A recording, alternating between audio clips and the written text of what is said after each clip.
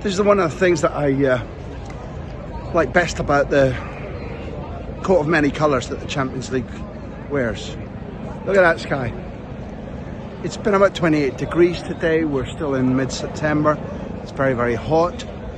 The idea that two giants of European football are meeting is being betrayed by the fact that it's a languorous, easygoing atmosphere here. Everybody in shorts and t-shirts.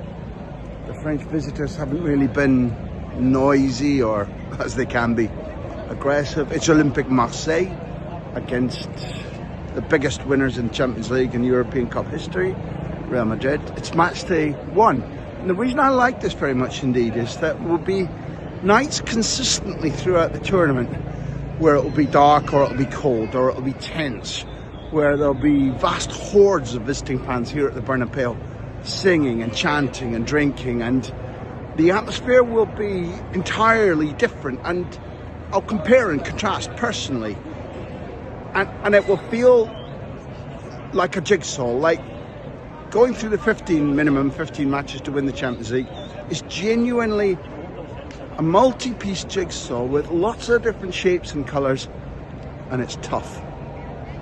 On days like this, my mind goes to nostalgia, because I was here 22 years ago to the day when David Beckham made his Champions League debut for Real Madrid. Ronaldo Nazario wore number 9 on his back for Real Madrid for the first time. He scored twice.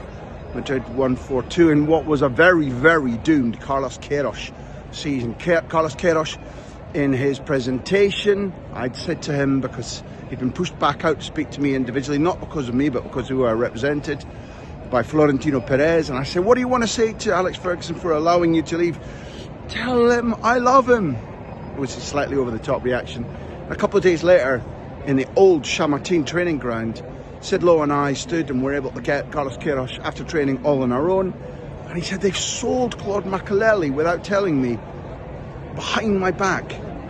Asking me to try and win the league and the Champions League without Claude Makélélé is like asking a mountaineer to go up Everest without oxygen, and so it proved. That was Olympique Marseille visiting the Bernabéu back then. Olympique Marseille here tonight with Roberto De Zerbi, Xabi Alonso's debut as Champions League coach for Real Madrid. It's all there.